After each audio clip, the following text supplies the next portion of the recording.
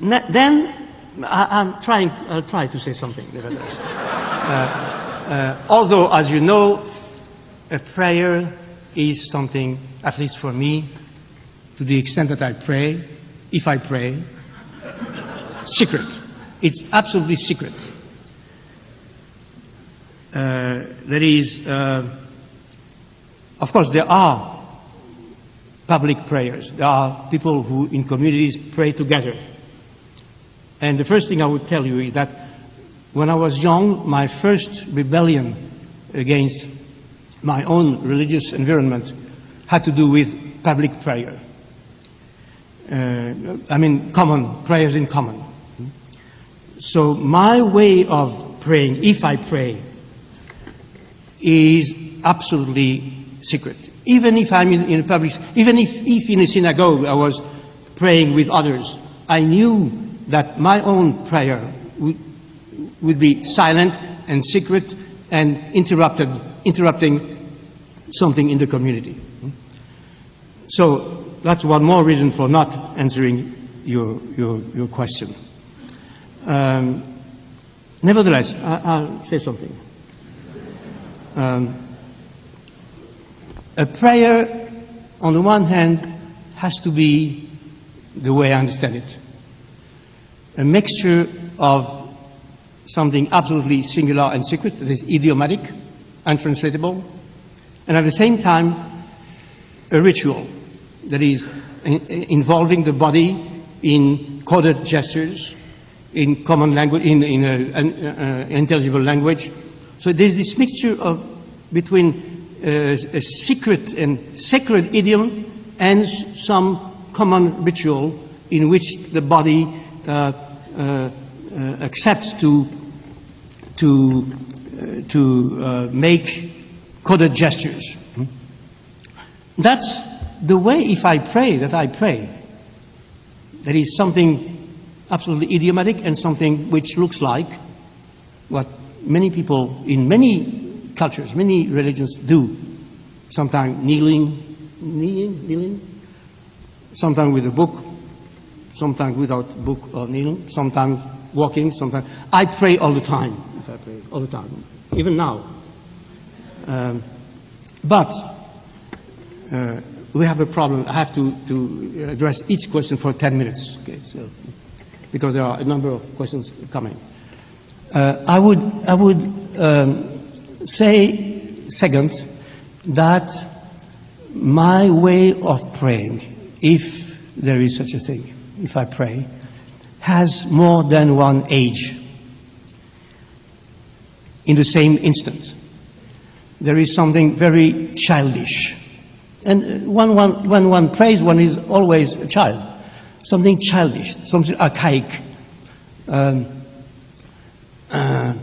gathering some memories of my childhood, and the images, the imagery, the iconography of God as a grandfather, a severe, just grandfather with a beard, and at the same time a mother who thinks I am innocent, that is ready to forgive me. Okay?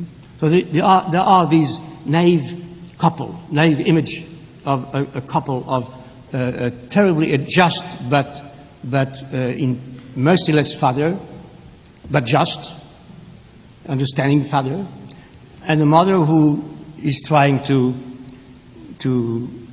trust my innocence.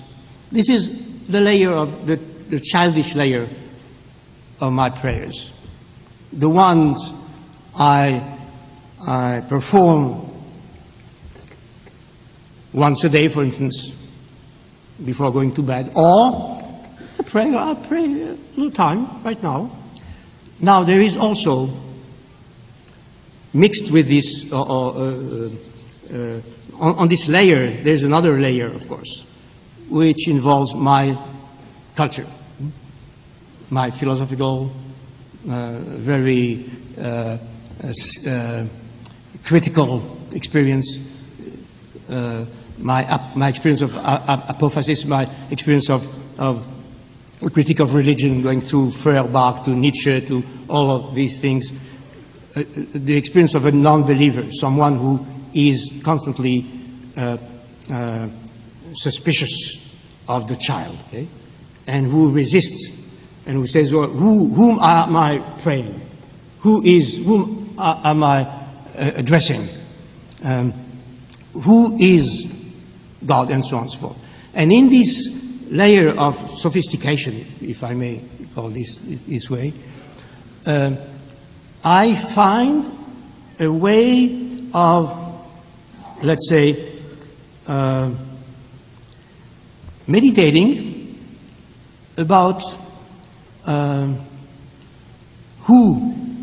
who is praying and the who is receiving the prayer, the who address. And I know that this very apparently negative, it's not negative, it's just a way of thinking. I think. When I pray, I think. I try to think. And this thinking prayer is not simply negative. It's a way of asking all the questions that we are asking here in this conference. A lot of them, of course. I cannot summarize these questions in 2 minutes now. But these questions are part of my experience of prayer. When I pray, I'm just thinking about negative theology, about the unnameable, the possibility for me to be totally deceived by my belief and so on and so forth. It's a very skeptical, I don't like this word, but this can be interpreted as a very skeptical prayer. Very skeptical. And this skepticism is part of the prayer. Instead of skepticism, I would call the epoché, the suspension of belief, the suspension of certainty, not of belief. The suspension of certainty is part of the prayer. And then I consider that this suspension of the certainty, this suspension of knowledge, this an ability to answer your question, to whom? Who do you expect to answer these prayers? Is part of what a prayer has to be in order to be authentic. If I knew, if I were simply expecting an answer, that would be the end of a prayer. That would be an order, the way I order a pizza. Okay? No, I'm not expecting, and my assumption is that I must give up any expectation, any certainty as to the one or more than one to whom I address this prayer, if this is still a prayer.